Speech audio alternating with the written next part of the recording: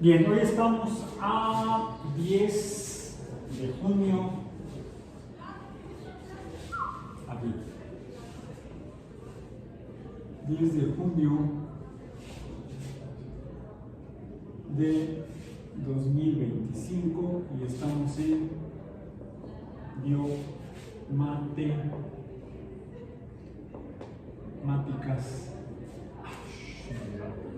Matemáticas 1. Ok. Hemos estado entonces ya abordando lo que son las funciones matemáticas, que las definimos de la manera más simple posible como relaciones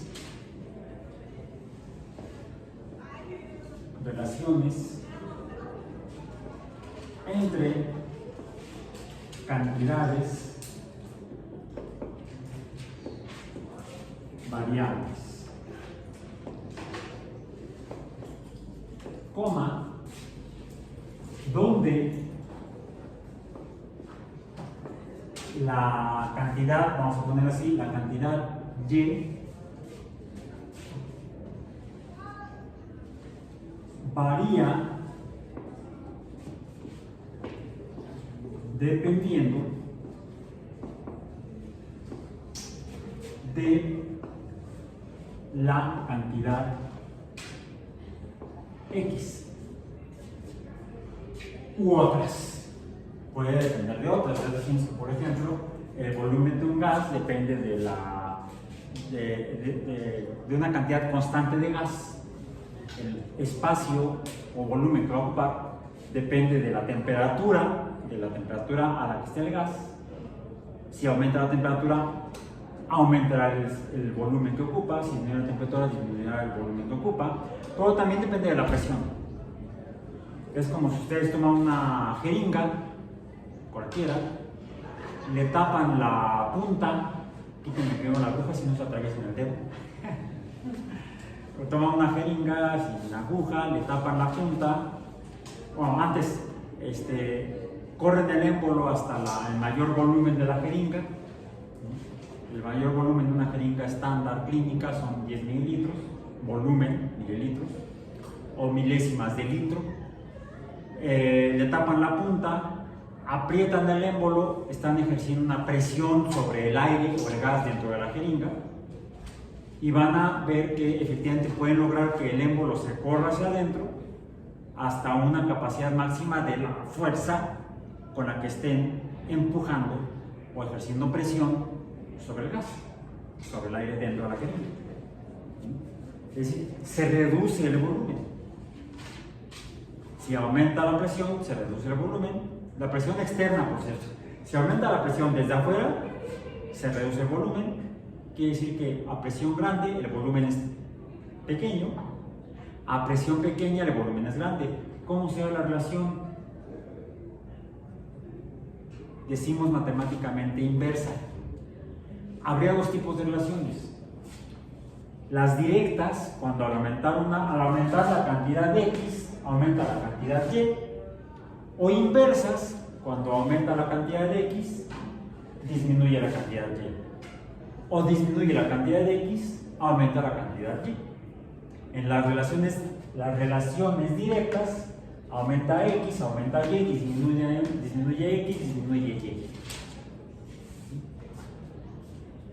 Son funciones matemáticas. Pueden tener diferentes formas matemáticas de relación. Y ese es nuestro tema de hoy. Diferentes formas de relaciones en las funciones matemáticas. De hecho, ya vimos dos ejemplos de relaciones diferentes. Los dos ejemplos fueron desde la clase antepasada. Fueron la primera, una fue Y, a veces cambia la forma de la Y. No importa, la Y siempre vamos a procurar que sea nuestra variable. Como esta depende de X, a la Y le llamamos la variable dependiente. Es por eso. Y como es la X de la que depende la otra, la Y, entonces X será la variable independiente. Eso ya lo definimos previamente. Entonces, Y es será en el caso de las funciones que estaremos estudiando, donde solamente vamos a ver la relación entre dos variables, nada más, con eso nos complicamos suficiente la existencia, aunque hemos hablado de las funciones de tres variables como la que describe los gases, presión, volumen, temperatura, son tres variables.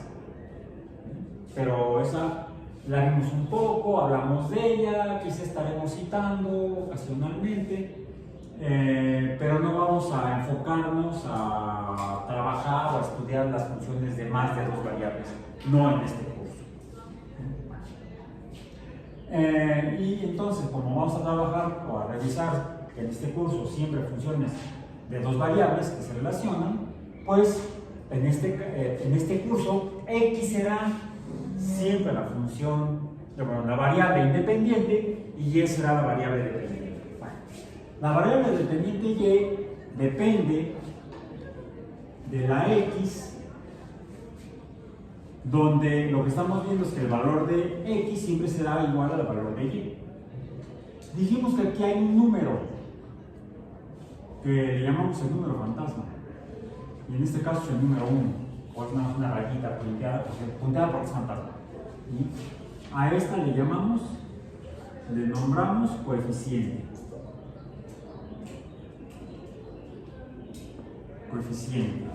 El otro ejemplo que vimos la clase antepasada y que la revisamos otra vez la clase pasada fue esta.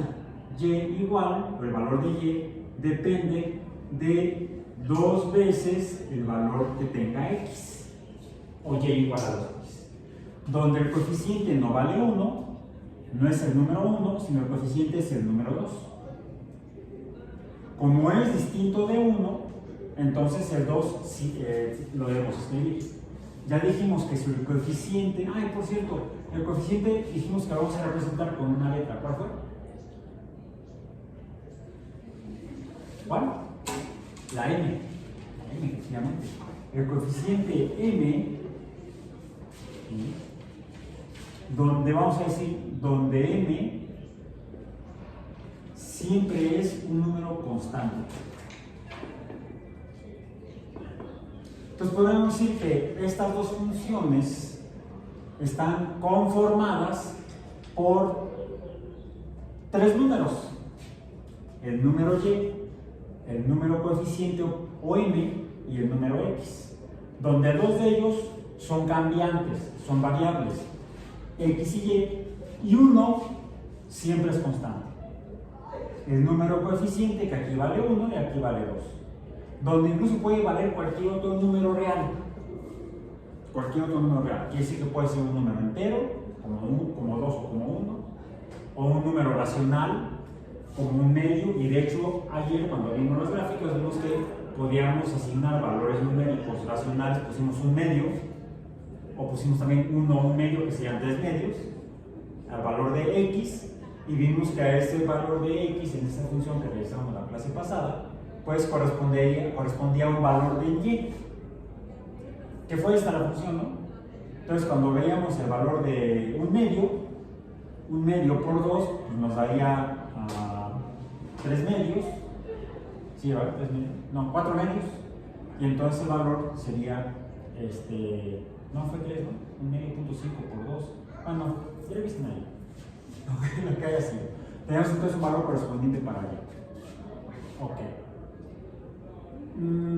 Podremos entonces estas dos decir que podemos representarlas de una manera genérica como Y igual a MX. Estas dos vimos que cuando las dibujamos las representamos de manera gráfica, vimos que se dibuja una línea recta. Decimos que estas dos funciones tienen una forma de línea recta, y por eso le tenemos un nombre. ¿Cuál fue? Funciones lineales. Entonces, esto podemos decir que sería la forma general de las funciones lineales.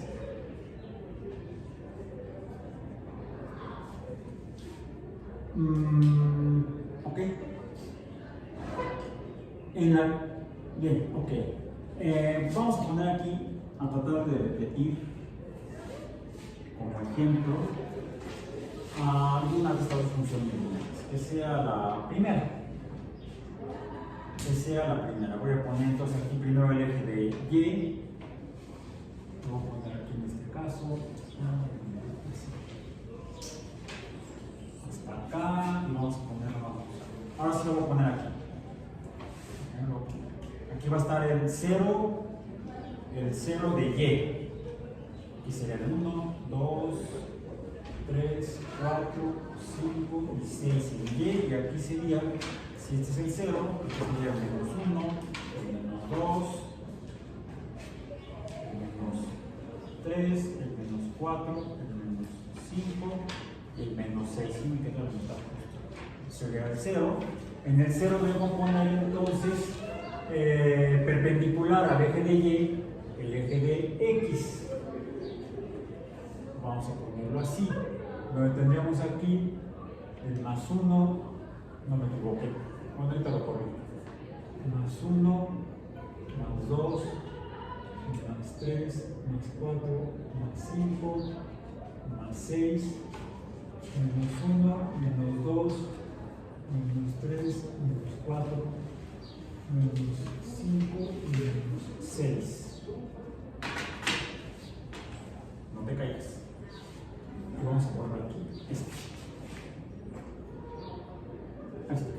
más o menos. Entonces aquí tenemos el eje de X, donde tenemos valores positivos, 1, 2, 3, enteros, 5, 6. Hacia acá tendríamos los negativos de X, 1, menos 1, menos 2, menos 3, menos 4, menos 5, menos 6 en menos X. Hacia arriba tendríamos la Y, aquí tenemos valores positivos de Y, y hacia abajo tenemos valores negativos en Y. Menos 1, menos 2, menos 3, menos 4, menos 5, más 1, más 2, más 3, más 4, más 5 y más 6. Acá estaría en menos 6. Para esta función, Y igual a 1x o simplemente Y igual a x. Cuando x vale 1, Y vale 1. Cuando x vale 2, Y vale 2. Y más fácil, la forma gráfica de esta función será, vamos a ponerla así,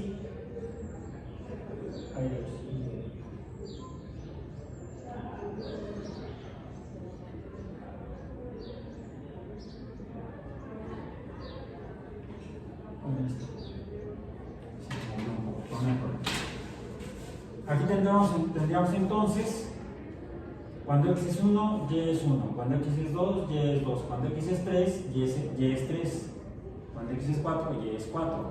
En este caso, a diferencia de cuando verificamos esta función ayer, estoy encontrando los valores en Y cuando x tiene valores negativos. Entonces podríamos hacer, si extendiéramos a valores negativos de x, para encontrar los valores correspondientes en Y, que para esta función nos daría valores negativos. ¿Bien? Decimos entonces que esta función es positiva. Recordemos que entonces la función es la línea. ¿Sí? Esta es la función de x, f de x, la línea es la función de x. Y tiene, en este caso, valores positivos, la función y, cuando x tiene valores positivos. Y tiene valores negativos, la función y, cuando x tiene valores negativos.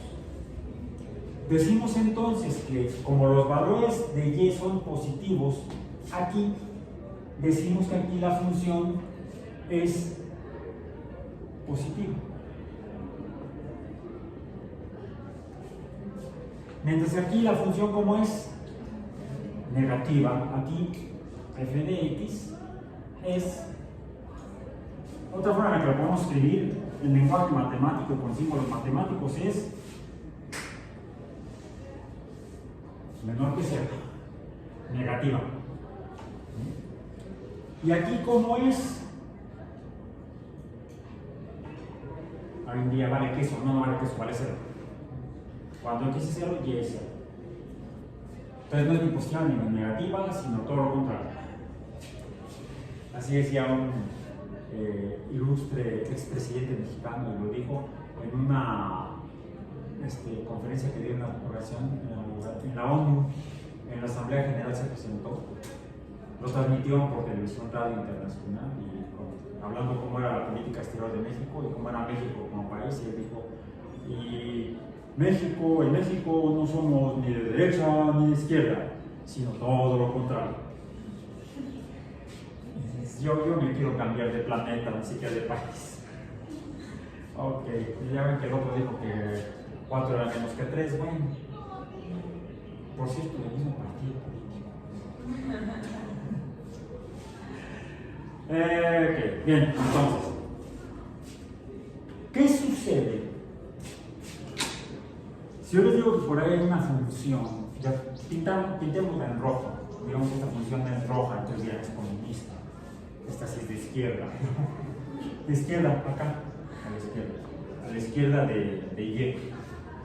Y decimos que cuando X vale menos 1, Y vale más 2. Cuando X vale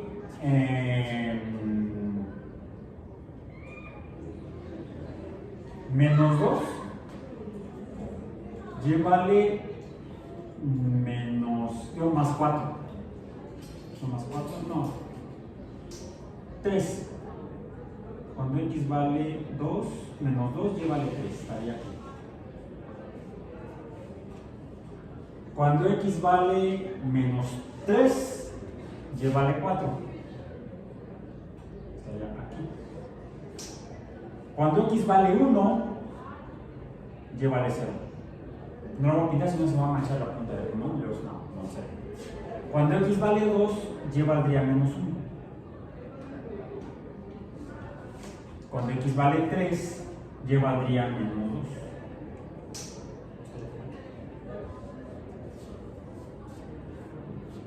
Si junto los puntos, ¿cómo se dibuja esa función?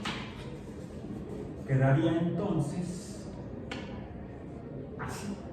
Bueno, me queda un poco abajo ese tachecito, ese punto. Quedaría más o menos. Ay, Dios mío.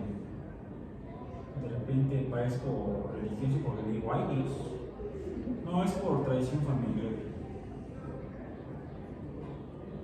Dice, pero profesor, si usted es ateo, ¿y por qué no puedo decir expresiones de tipo teológico como impresión? Ay, Dios. Ay, Jesús. Frontal y estómago debe estar Jesús. Porque es que le dicen chucho. Y aquí me faltó un hueco. Me faltó un hueco. Por no manchar el plumón. Esta continuaría por aquí. Acá. Ok. ¿Cuál será la forma de esta función f de x roja? Y no es comunista porque no solamente tiene valores a la izquierda, también tiene valores a la derecha. Digamos que es de centro. Entonces, ¿cuál sería la forma de esta función? F de x sería igual a y igual a... ¿Cuál sería la pendiente? Ayer vimos cómo calcular la pendiente. ¿Cómo podemos calcular la pendiente? Esta función negra, esta es y igual a 1x o y igual a x. Aquí, esta sería m, dijimos, de la pendiente.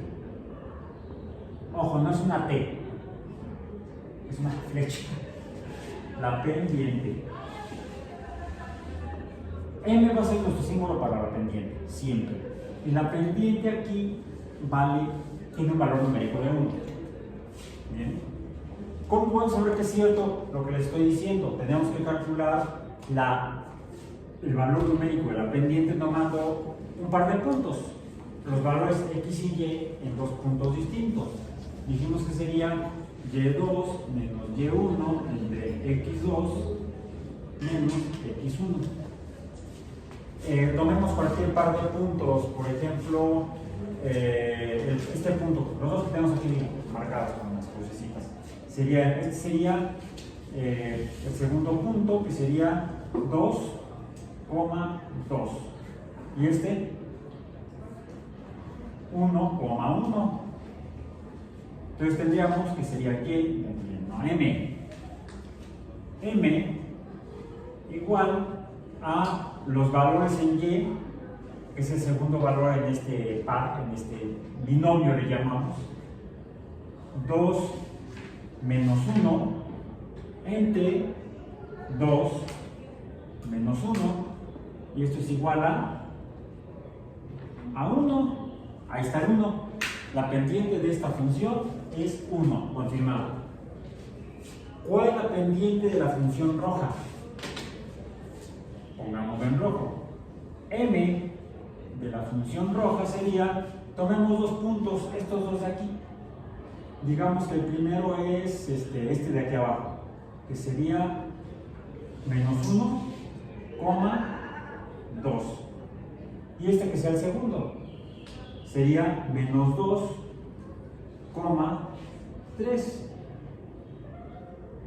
Ahora, este es el primer punto, este es el segundo punto. O puede ser igual al revés. Pongamos, para ir en orden de, vamos a ir de mayor x, menor x. Mayor x, menos 1. Menos 1 es más grande que menos 2. Siempre pensamos de izquierda a derecha en el eje de x en el sistema cartesiano. Entonces, y2 será 2 menos y1, 3. Entre x2 menos 1 menos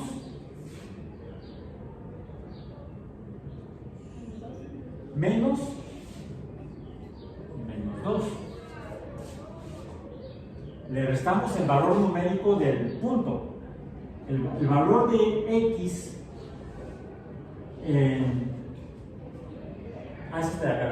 el valor de x en el punto es menos 2. Le tenemos que restar este signo. Nos indica que al primer término, a x2, le tenemos que restar el valor numérico del otro punto. Y el valor numérico de este punto es menos 2. Tenemos que restarle el menos 2 a el menos 1. Por lo tanto, nos queda que sería 2 menos 3 menos 1. El numerador es menos 1. ¿Y el denominador? Menos 1. ¿Cuál es la regla algebraica? Ajá, se transforma, entonces en lugar de restarlo, termino sumándole 2 al menos 1, que daría entonces 1. Menos 1 entre más 1, ¿y esto cuánto es? Menos 1. La pendiente, la m de la función roja es menos 1. X es la función, la forma alfanumérica de la función gráfica de la línea roja. Ahora, tanto en el caso del 1 positivo, que es este que está aquí, como el 1 negativo, los puedo hacer implícitos, no tengo por qué escribirlos. Y esto me deja, o me dice que yo puedo escribir la función, la puedo escribir también como y es igual a menos x, menos 1x. De hecho, la forma más apropiada de escribirla es así: y es igual a menos x. No tengo por qué poner el 1 multiplicado por menos 1, que sería menos 1. Entonces, el 1 siempre lo puedo obviar. Y si lo hago obvio, implícito, yo debo asumir que ahí hay un 1, negativo o positivo. Si la pendiente, vamos a decir, si m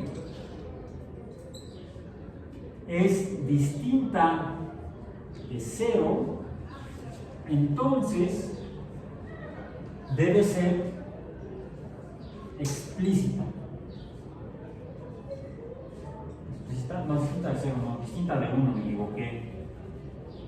Me emocioné y dije una burrada. Hace rato, por andar también estresado, metí la pata hasta acá en el trabajo que estaba haciendo, por el cual me llamaban, me estaban enviando mensajes antes de llegar a casa.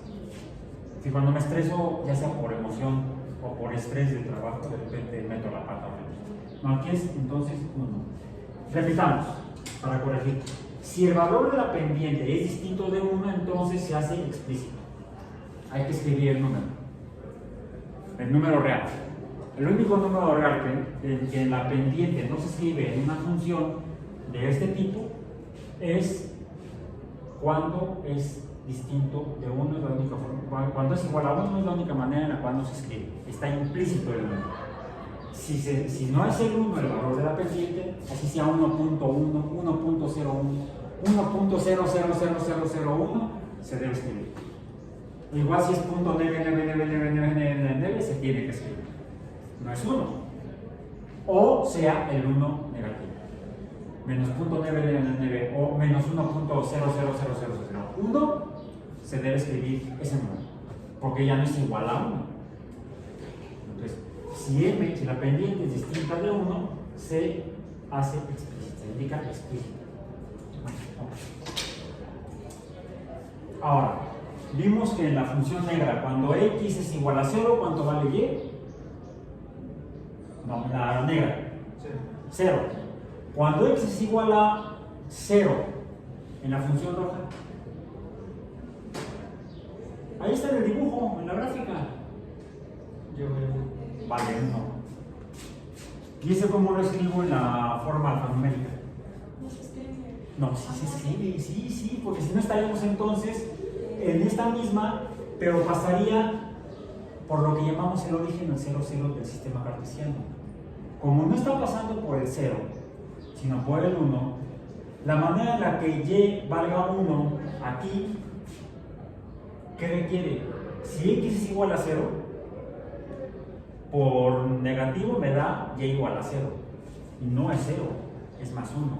¿Cómo hago que x sea igual a, más que y sea igual a más 1 cuando x es negativo, en este caso?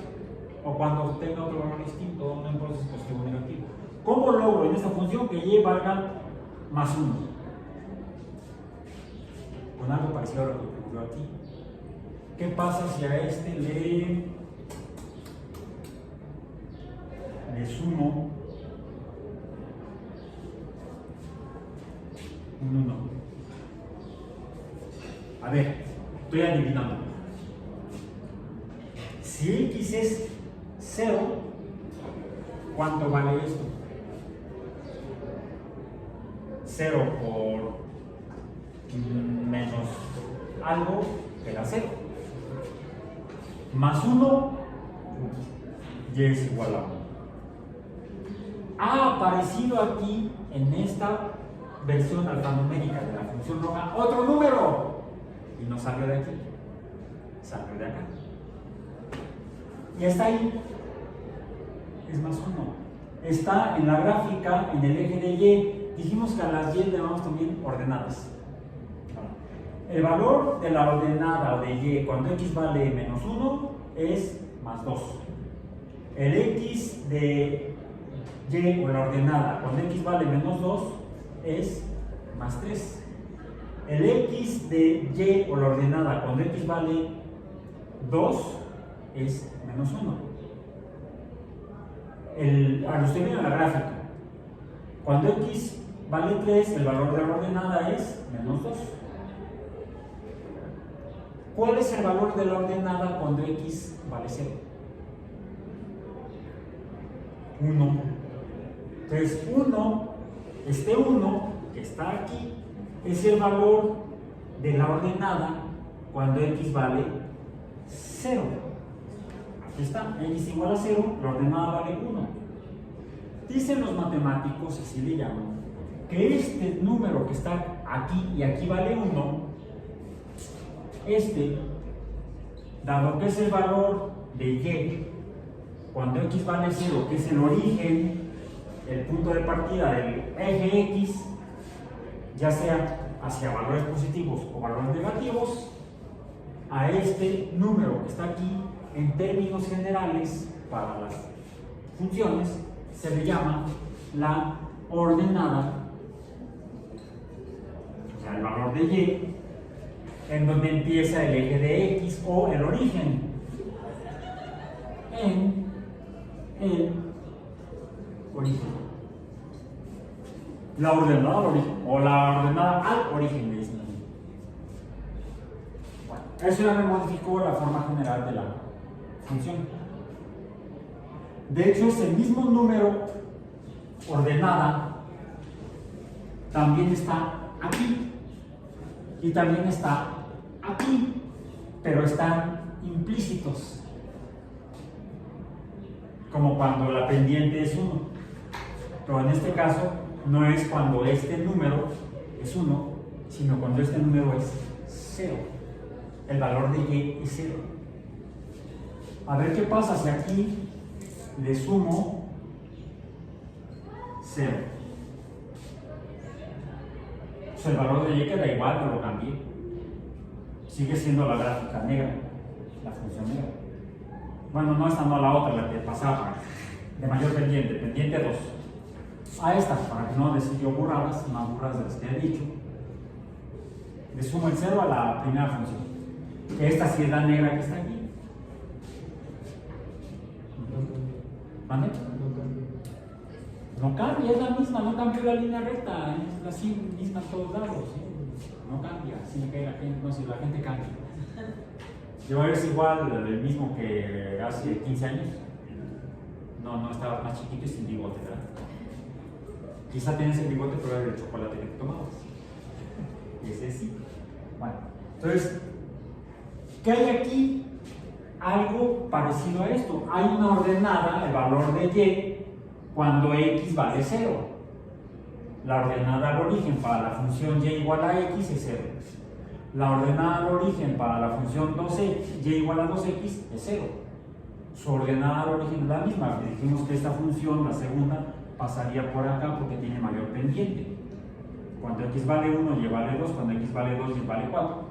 Cuando x vale menos 1, y vale menos 2. Cuando x vale 2, y vale menos 4. Y cuando x vale 0, y vale 0. Entonces, así como la pendiente siempre está, aunque valga 1, la ordenada al origen también siempre está, aunque valga 0. Y entonces tenemos que poner aquí otro símbolo para lo que sería la forma general de las funciones lineales, o fórmula general de las funciones lineales. O, si se acuerdan, hasta en la secundaria vio como la fórmula general de la línea recta. ¿Y esa cuál es? Vamos a poner en rojo porque aquí está el nombre. Más B. Por eso recuerdan cuando estábamos hablando de las letras con las cuales simbolizamos los números, por ejemplo, así que la B la vamos a ver después. Ahí está, ya la vimos. No se me había olvidado, ¿no? La vamos a ver hoy. Entonces, la ordenada en el origen es, para una función lineal, la letra B. Y va aquí. Es por eso que podemos decir que en realidad las funciones que dibujan líneas rectas, la función y está definida no por un número variable y quizá un número constante que sea la pendiente o coeficiente de la variable, sino en realidad por dos números. El número variable, su coeficiente, que lo multiplica, entonces nos convierte estos dos números en un solo numeral, en un solo valor numérico, porque es el producto del coeficiente por el valor cambiante de x y otro número, que es la ordenada al origen. Entonces aquí tenemos en realidad siempre dos números, ya sea el cero implícito o Para el caso de la función roja, el más 1 no está implícito, tiene que ser explícito. Tenemos entonces que los valores de y en la función roja están definidos por dos términos, ya vamos a llamar números, dos términos numéricos, que son el que tiene la variable x y un número constante que es la ordenada al origen, donde la ordenada al origen es cualquier, o también como la pendiente, cualquier número real. Cualquier número real. Es decir, puede ser positivo, negativo, si es 0 no lo escribo, o cualquier número racional también. O hasta irracional, puede ser pi o puede ser algún otro número racional. Por cierto, ¿se dieron cuenta qué le pasó a la pendiente? A la inclinación. ¿Qué le pasó?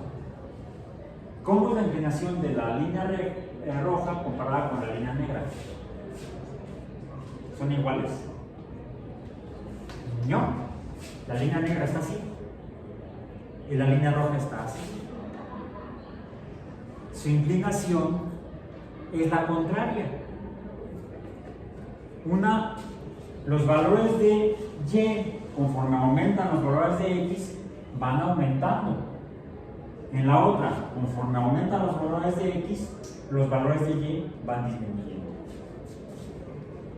Los valores en la negra, los valores de y, conforme crecen los valores de x, los valores de y van creciendo. En la roja, conforme los valores de x crecen, los valores de y decrecen. Y entonces estamos ante dos tipos de funciones lineales o líneas rectas. Las crecientes, como estas dos, y las decrecientes, como la roja. Incluso podría, en lugar de ser la pendiente, tener un número 1, aquí está la pendiente. Aquí está un número, nuestro número 1 implícito. No, explícito, sí, implícito. Ahí está, el número 1 implícito. Sería y igual a menos 1 a x más 1. Pero como la pendiente tiene un 1, entonces lo hacemos implícito, no explícito, y queda menos x nada más. Aquí está explícito, aquí estaría implícito. Entonces, aquí tengo una pendiente de 1 negativo, acá tengo una pendiente de 1 positivo. La pendiente o inclinación de las funciones puede ser positiva o negativa. Cuando es positiva nos está gritando, no podemos no escucharla. Soy creciente.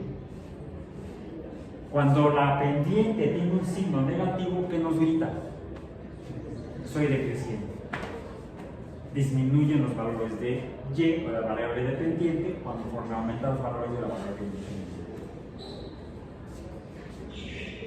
Y el otro concepto que estamos viendo que surgió, que estamos viendo, apreciando, es el segundo término de las funciones lineales, que es la ordenada al origen. Entonces tenemos dos términos, resumiendo y cerrando esta parte. El término donde está la variable x, la variable independiente, que cuenta con un coeficiente o pendiente, y el segundo término numérico, que es constante, es un número constante. La ordenada al origen no cambia, aquí es más 1 y aquí es 0, y siempre será 0 y siempre será más 1 para cada función. Es decir, no es un número variable. No es que esta sea una función y de dos variables, no, sigue siendo solamente una variable en la que están escritos o considerados, ya sean implícitos o explícitos, números constantes. En este caso, el término b ordenado. Y así llegamos entonces a la fórmula general o forma general de cualquier función lineal. No importa si es poco creciente con esta pendiente, o puede tener una pendiente mayor o casi 0, pero está inclinada, o sea, negativa, muy negativa o poco negativa. Si aquí la pendiente podría ser 1 bueno, no, menos 1, menos 2, menos 3, etc. Ahora, algo curioso es que pocos fenómenos naturales realmente los podemos representar, o al dibujar los valores o a graficar los valores cuando vamos al campo o hacemos un experimento en laboratorio y obtenemos fenómenos cuantificables, representables mediante números, sus variaciones. Cuando uno cuenta poblaciones es muy fácil, 1, 2, 3, 4, 5, así, o incluso hasta en el microscopio, estás viendo ahí y estás aquí con el, le llaman el piano, estás contando, estás viendo y vas contando lo que estés identificando en el microscopio. Entonces estás contando, estás usando números naturales. Es muy difícil que se encuentren que cuando están cuantificando algún fenómeno natural y procedan a representarlo en forma de una función, lo primero que hacemos casi siempre es hacer la tabla. Curiosamente, cuando hacemos experimentos o mediciones en el campo, observaciones cuantitativas, casi siempre lo primero que hacemos con esos datos es representarlos de manera tabular. Hacemos una tabla de datos y luego hacemos la gráfica, y luego viene la talacha un poco más engorrosa o difícil, es más engorrosa que difícil, la obtención de la función o de la fórmula o de la ley del fenómeno natural. Desafortunadamente en biología casi siempre nos quedamos hasta aquí y rara vez llegamos acá, a la forma alfanumérica de la definición del fenómeno natural, del fenómeno biológico. Darwin se quedó aquí. Darwin, habíamos hablado de Mendel, y Mendel contó e hizo tablas de números. En el artículo está.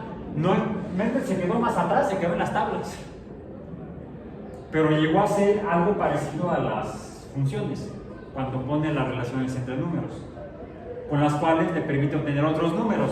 ¿Y qué son las funciones? Relaciones numéricas que cuando le damos un valor número a la independiente obtenemos otro número independiente. Y eso fue lo que hizo Mendel.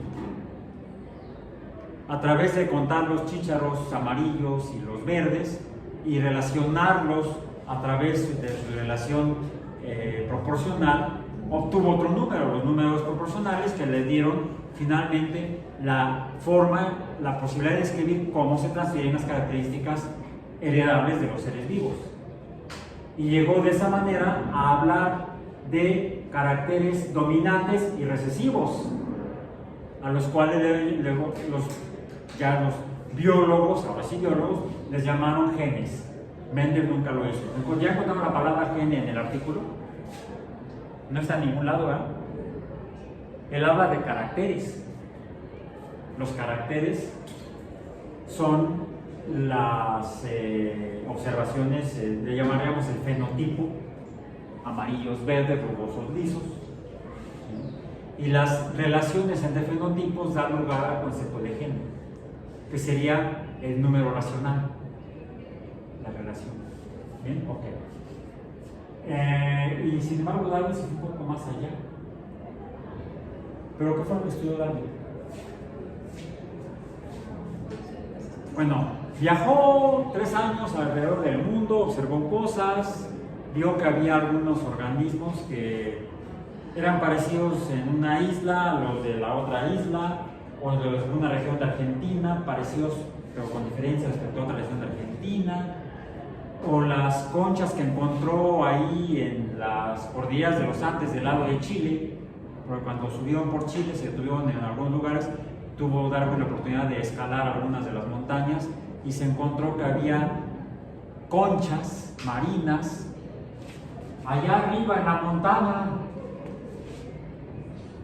fósiles de organismos marinos, invertebrados principalmente, que se parecían a los que él encontraba en la playa de los que se acababan de morir, o quizá los que estaban usando para el almuerzo. Se mueve a la cacerola. Así trabajamos en campo cuando vamos a hacer muestreos. He tenido la oportunidad de ir varias veces acompañar a algunos colegas a hacer investigación de campo en la laguna de Tamiagua. hacemos cuantificación de diferentes organismos, y mientras nosotros estamos muestreando peces y observando y separando los peces colectados, el lanchero que nos llevaba, él andaba de la misma red que usamos, sacando las jaivas, echándolas a la cacerola para llegando a puerto. Su esposa nos preparaba una exquisita sopa de jaiba. Un biólogo no tiene por qué morirse de hambre, salvo que sea biólogo experimental. Bueno, entonces, ¿y qué fue lo que observó Darwin?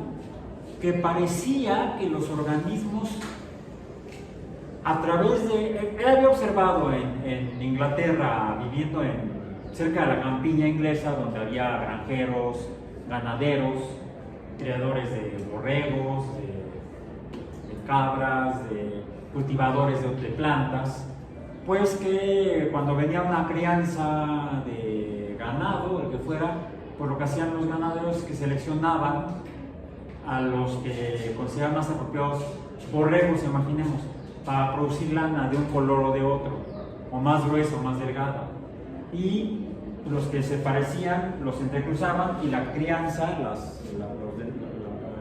eran más parecidos a los padres seleccionados. Los granjeros y los ganaderos seleccionan de lo que tienen para favorecer la reproducción de lo que ellos quieren. Y de esa manera se va diversificando y obteniendo diferentes grupos, conjuntos diríamos, de organismos. Se van diferenciando. Es decir, tuvo una inquietud muy similar a la de Mendel. Mendel estudió la diferenciación en las plantas, cuando se entrecruzan y dan lugar a variantes. Darwin observó lo mismo, tanto en plantas como en animales, en las granjas. Y cuando viajó, vio que había en algunos lugares organismos parecidos, pero había diferencias respecto a otros y similitudes. Y el haber escalado las montañas, haber estudiado geología en la Universidad de Edimburgo, dijo: aquí hay una relación entre organismos.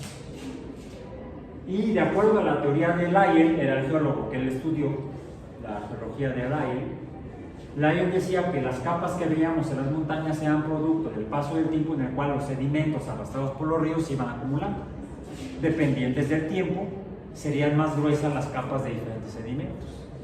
Y fue lo que observó Darwin. En diferentes capas en las montañas había diferentes organismos que se iban diferenciando en el tiempo conforme se habrían acumulado capas superiores de sedimentos. Él ya se explicaba la formación de los fósiles, que habían sido descubiertos años atrás por, no, me equivoqué, de Mary Shelley. Esa fue la autora de Frankenstein. ¿Cómo se llamaba la fundadora de la paleontología? Se llamaba María también, Mary, inglesa. Bueno, ella, se me olvidó su apellido. Bueno, Mary, ella fue la primera en Inglaterra, en los acantilados ingleses, encontrar, y en la playa encontrar diferentes conchas como de roca, y se dio cuenta que estaban metidas también en capas de rocas diferentes en la costa inglesa. Bueno, fue parte de lo que también estudió Lyell, lo escribió en sus libros, que fueron con los que estudió Darwin. Y Darwin observó eso, que se había narrado, descrito en Inglaterra, también lo encontró en Sudamérica. Y hay una variación respecto al tiempo. Entonces él empezó a hacer diagramas de este tipo.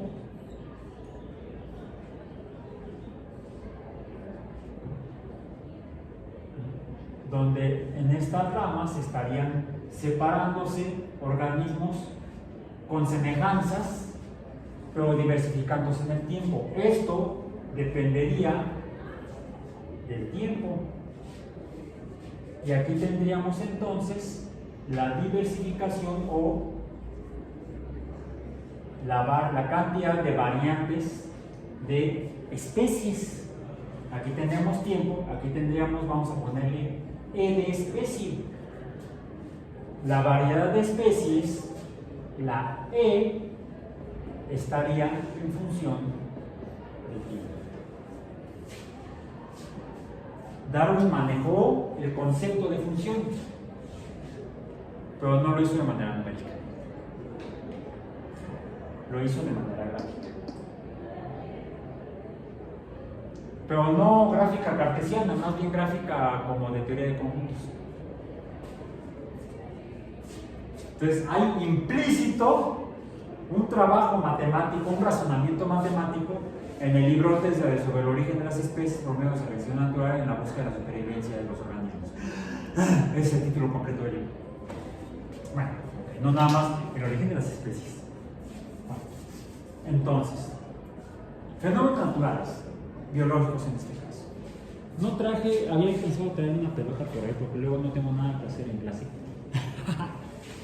Pero salió mi bolsa de fresita de la mochila. Y ahorita lo que hice fue lanzar. Para andar jugando con ella. ¿Qué sucede si la lanzo? Vuelve a caer.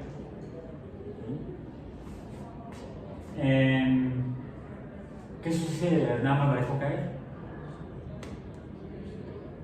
A ver, saquen sus cámaras de celular. Y vamos a aprovechar que hay aquí una especie como de sistema de referencia vertical, aunque sea entrando nada más, y si no, aquí están los ladrillos. Lo voy a poner aquí, no sé, colgado. Y cuando voy a contar de 3 a 0 y lo voy a dejar caer. Ustedes comiencen a grabar ya. ¿Ya están grabando todos? Bueno, comienzo en 3, 2, 1, 0. Ahora, a ver, porque aquí su compañera no tenía el celular a la mano. Pues es importante tener el celular. Y no sacar tu modo. Ya luego. Hágalo en casa, puede ser el experimento en casa. Pongan una referencia vertical. Va de nuevo. Comiencen a grabar. Ya están grabando. En 3, 2, 1, 0. Corten. Abran su video y pónganlo al principio.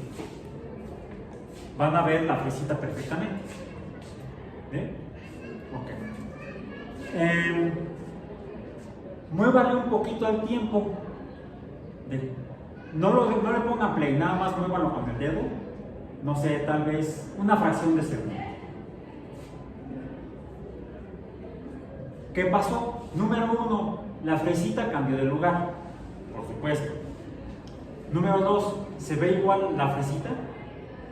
Se ve como una mancha roja, bueno, ahí medio rojo, medio fantasmal, vertical, por cierto, no horizontal. Muévalo un poquito más hacia mayor tiempo. ¿Qué va a suceder? Se alarga la mancha. Y no solo eso, vean dónde empieza la mancha. ¿Dónde está primero la fresa? Quieta, en reposo, decimos en física. Y luego, en el primer cambio de tiempo que le hagan, ¿dónde quedó la parte más alta de la mancha borrosa? Respecto al sistema de referencia, ¿en cuál número quedó más o menos? Fíjense. Pasó yo lo tenía aquí en donde sería el 6. Y de ahí luego está en el 5, dices, lo pudiste ver más o menos en el 5, o quizá entre el 5 y el 4, por ahí más o menos. Muévanlo un poco más. Si pueden, una cantidad de tiempo igual. Les voy a dar la oportunidad de ver los decimales de segundo. Voy a llevar hasta las centésimas de segundo. Traten de verlo en tiempos iguales.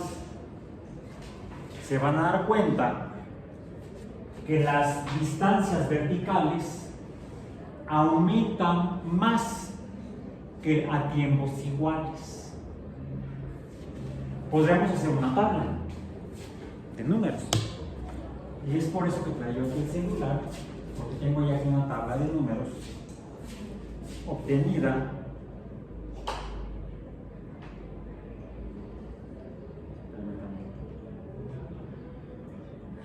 de un sitio web de la Administración Nacional de Aeronáutica y el Espacio.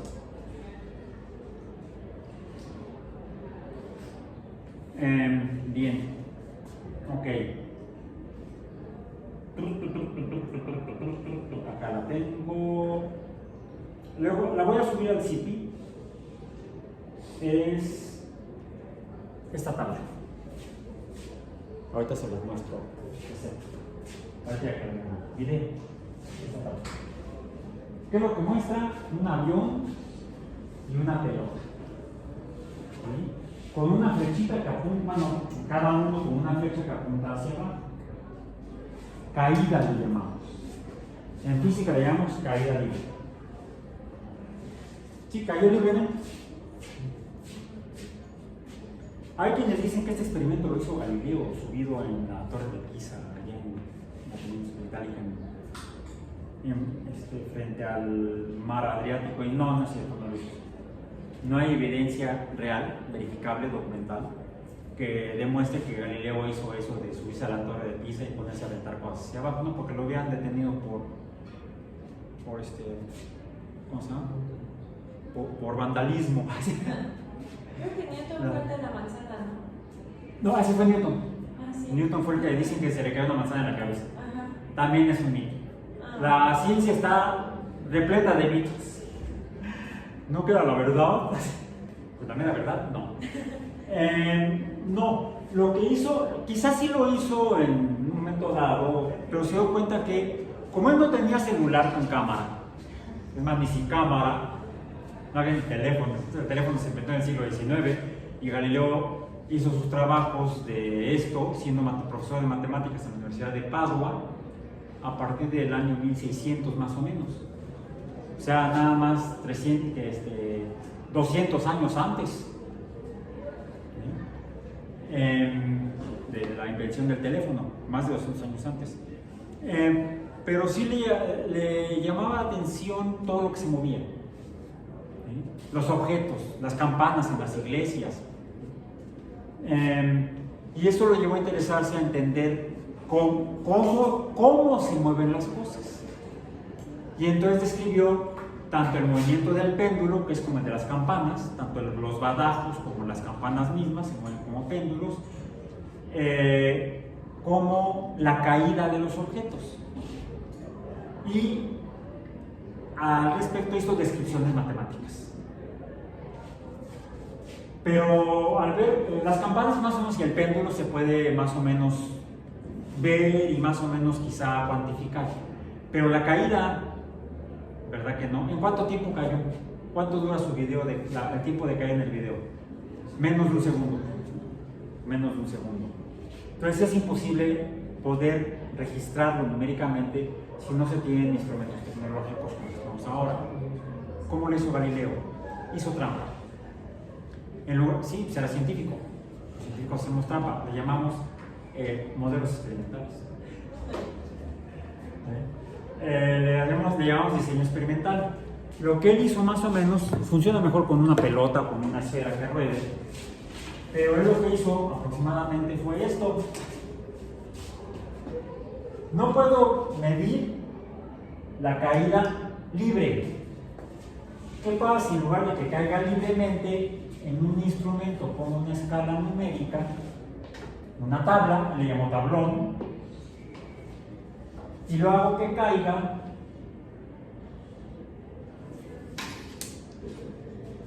inclinado? Dicen que inventó el plano inclinado. Sí, nada más que en lugar de tenerlo así lo tenía así. Al tablón, a un tablón grueso, le hizo una canaleta y en la canaleta dejaba rodar las bolitas. Esferitas de bronce, de hierro, de madera, de diferente densidad. Y llamaríamos peso. En realidad es masa.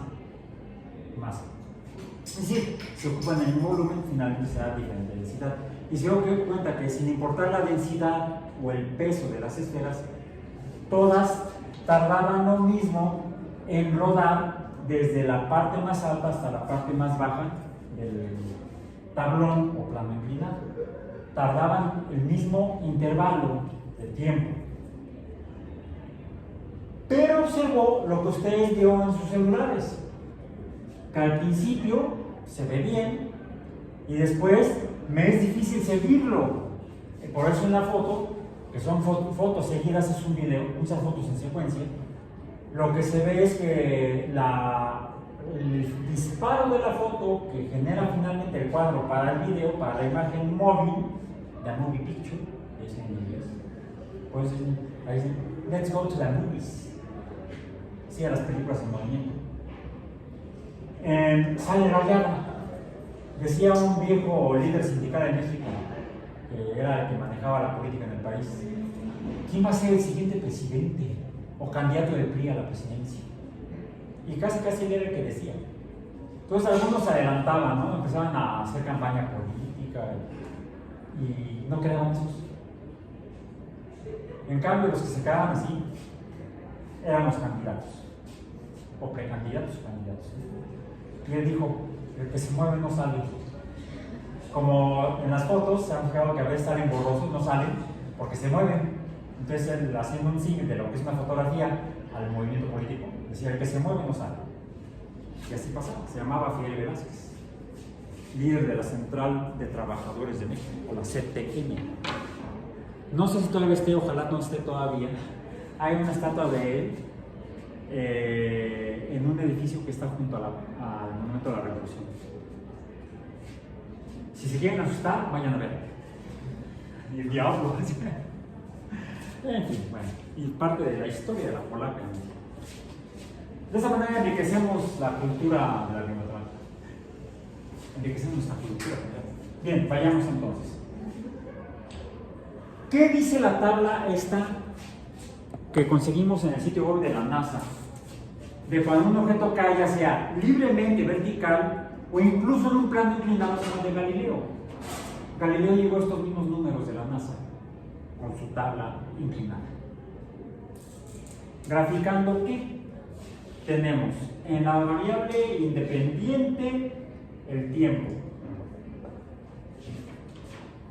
o sea, la X, sería la X, es el tiempo.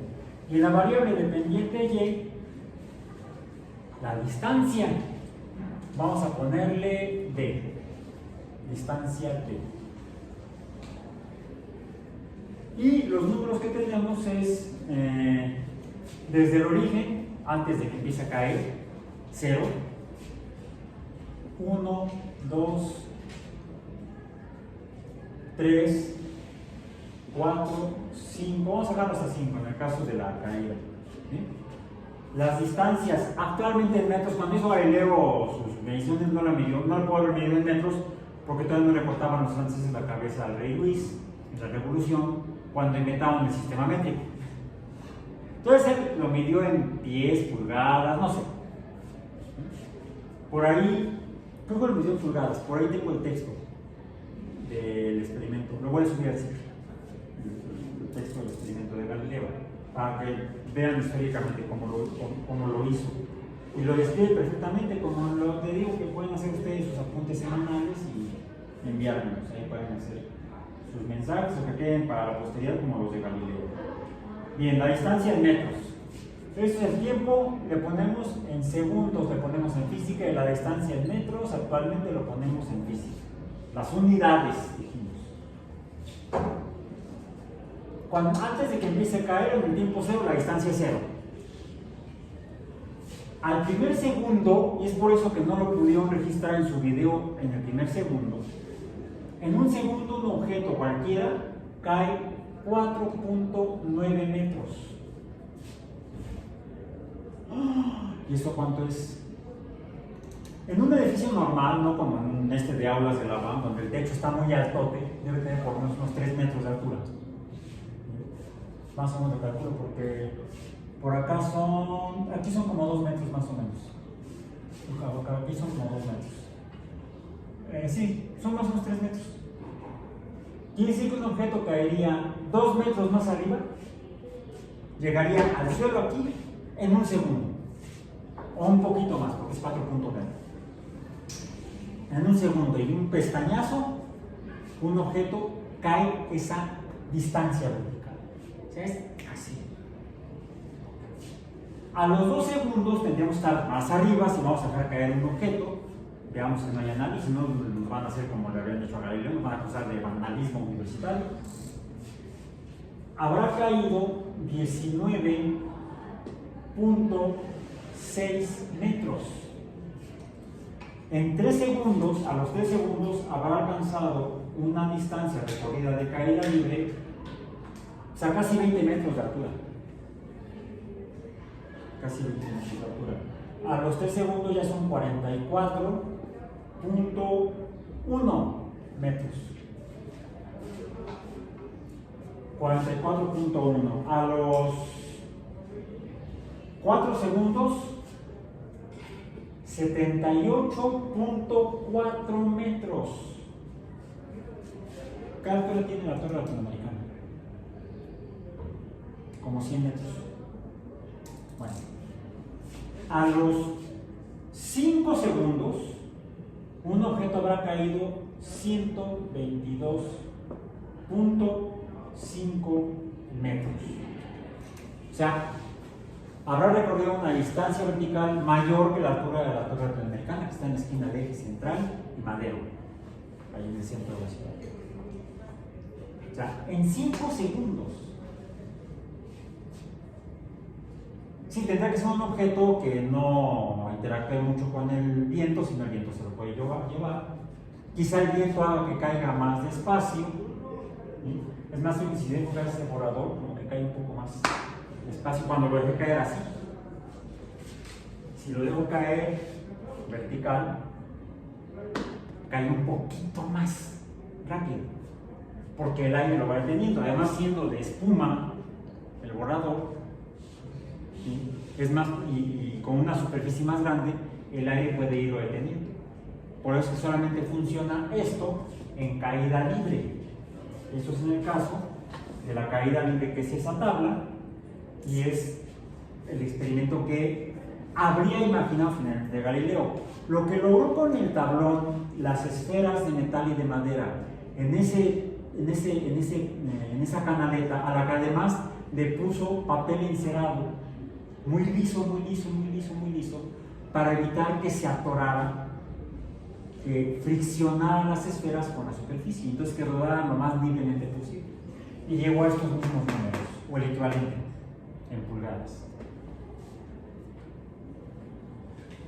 Con solamente un tablón, esferas, y para medir el intervalo de tiempo le puso unas campanitas para que al pasar y golpear le tomaba el dato usando un péndulo como reloj. Donde logró sincronizar la oscilación del péndulo, con siendo un hombre tan tranquilo, sereno, el número de pulsaciones de su corazón. En una persona, en un adulto promedio, sano, de edad mediana, las pulsaciones curiosamente son 60 segundos en un minuto.